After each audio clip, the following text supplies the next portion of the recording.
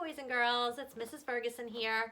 I'm going to do some reading for you today. This is my dog, Sierra. I know we've talked a little bit about her.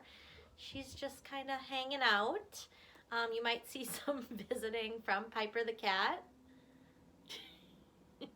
Hopefully they let me read. So I'm going to read Wonder to you.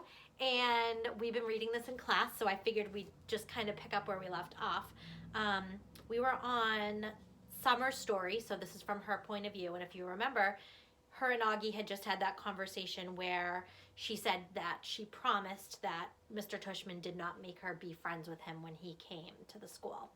So I'm going to actually finish Summer's story today. There's 2 more parts to it, and then the next story is Jack's. So the title of this chapter is Warning, This Kid is Rated R. I had warned Mom about August's face. I had described what he had looked like. I did this because I know she's not always so good at faking her feelings, and August was coming over for the first time today. I even sent her a text at work to remind her about it, but I could tell from the expression on her face when she came home after work that I hadn't prepared her enough. She was shocked when she came through the door and saw his face for the first time. "Hi, Mom, this is Augie. Can he stay for dinner?" I asked quickly. It took a second for my question to even register. "Hi, Augie," she said. Of course, sweetheart, if it's okay with Augie's mother." While Augie called his mother on his cell phone, I whispered to Mom, "Stop making that weird face."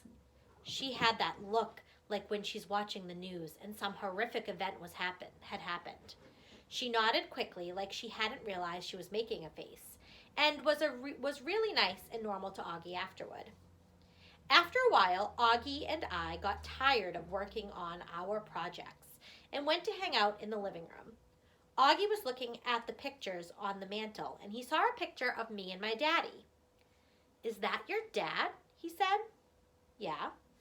"I didn't know you were," what's the word? "Biracial?" "Right, that's the word." "Yeah." He looked at the picture again. "Are your parents divorced? I've never seen them at drop-off or anything." "Oh, no," I said. "He was a platoon sergeant. He died a few years ago." Platoon sergeant, sorry. "Whoa, I didn't know that." "Yeah," I nodded, handing him a picture of my dad in his uniform. "Wow, look at all those medals." "Yeah, he was pretty awesome." "Wow, Summer, I'm sorry." "Yeah, it stinks. I really miss him a lot." "Yeah, wow," he nodded, handing me back the picture. "Have you ever known anyone who died?" I asked. "Just my grandmother, and I don't really even remember her." "That's too bad." Augie nodded. "You ever wonder what happens to people when they die?" I asked. He shrugged. "Not really. I mean, I guess they go to heaven. That's where my grands went." "I think about it a lot," I said. "I think when people die, their souls go to heaven, but just for a little while. Like, that's where they see their old friends and stuff, and kind of catch up on old times. But then I actually think the souls start thinking about their lives on Earth, like if they were good or bad or whatever. And then they get born again as brand new babies in the world." "Why would they want to do that?" "Because then they get another chance to get it right," I answered. "Their souls get a chance to have a do-over." He thought about what I was saying and then nodded. "Kind of like when you get a makeup test," he said. "Right. But they don't come back looking the same," he said. "I mean, they look completely different when they come back, right?" "Oh, yeah," I answered. "Your soul stays in the same and everything else is different." "I like that," he said, nodding a little. "I really like that. Summer, that means in my next life, I won't be stuck with this face." He pointed to his face when he said that, and he batted his eyes, which made me laugh. "I guess not," I shrugged. "Hey, I might even be handsome," he said, smiling. "That would be so awesome, wouldn't it? I could come back and be this good-looking dude and be like super buff and super tall." I laughed again. He was such a good sport about himself. That's one of the things I liked the most about Augie. "Hey, Augie, can I ask you a question?" "Yeah," he said, like he knew exactly what I wanted to ask. I hesitated. I've been wanting to ask him this for a while, but I've always lost the guts to ask. "What?" he said. "You want to know what's wrong with my face?" "Yeah, I guess, if it's okay for me to ask."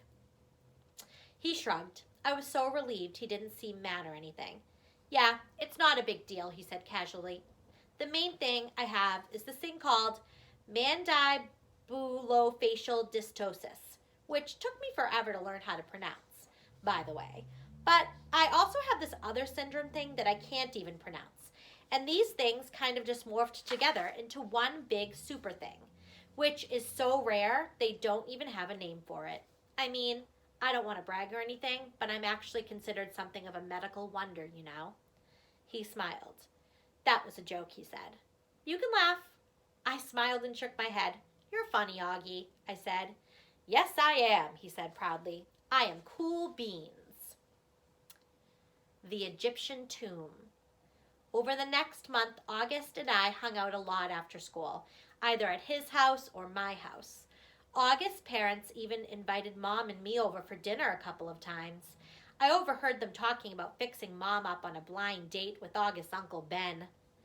On the day of the Egyptian Museum exhibit, we were all really excited and kind of giddy. It had snowed the day before, not as much as it had snowed over the Thanksgiving break, but still, snow is snow. The gym was turned into a giant museum with everyone's Egyptian artifact displayed on a table, with a little caption card explaining what the thing was. Most of the artifacts were really great, but I have to say, I really think mine and August were the best.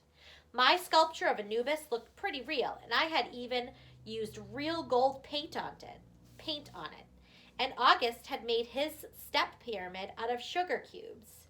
It was 2 feet high and 2 feet long, and he had spray painted the cubes with this kind of fake sand paint or something. It looked so awesome. We all dressed up in Egyptian costumes. Some of the kids were Indiana Jones type archaeologists. Some of them dressed up like pharaohs, and August and I dressed up like mummies. Our faces were covered except for 2 little holes for the eyes and 1 little hole for the mouth. When the parents showed up, they all lined up in the hallway in front of the gym. Then we were told we could go get our parents, and each kid got to take his or her parent on a flashlight tour through the dark gym. August and I took our moms around together. We stopped at each exhibit explaining what it was, talking in whispers, answering questions. Since it was dark, we used our flashlights to illuminate the artifacts while we were talking.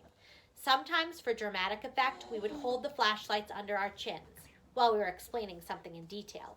It was so much fun hearing all these whispers in the dark, seeing all the lights zigzagging around the room. At one point, I went over to get a drink at the water fountain. I had to take the mummy wrap off my face. "Hey, Summer," said Jack, who came over to talk to me. He was dressed like the man from The Mummy. "Cool costume." "Thanks." "Is the other mummy August?" "Yeah." Hey, do you know why August is mad at me?" "Uh-huh," I said. "Can you tell me?" "No."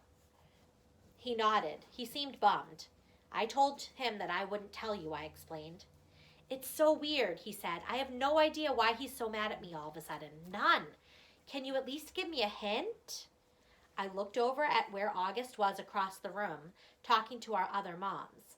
I wasn't about to break my solid oath that I wouldn't tell anyone about what he had overheard at Halloween, but I felt bad for Jack. "Bleeding scream," I whispered in his ear, and then I walked away. And that is the end of Summer's story. So we all know why August is mad at Jack. So the next story is Jack's story. And I will read for you tomorrow from Jack's story. Something that I challenge you guys to do maybe tonight or tomorrow when you do your reading. Try to read out loud to someone, maybe your dog or your family or your stuffed animals, and practice your expression while you're reading. Practice your tone, go up and down. When you see question marks, raise your voice a little bit. And maybe something that would be fun to do is read together with your family with a flashlight, just like they did in the story that I just read to you. So I hope you all have a great rest of the day, and I'll see you tomorrow. Bye.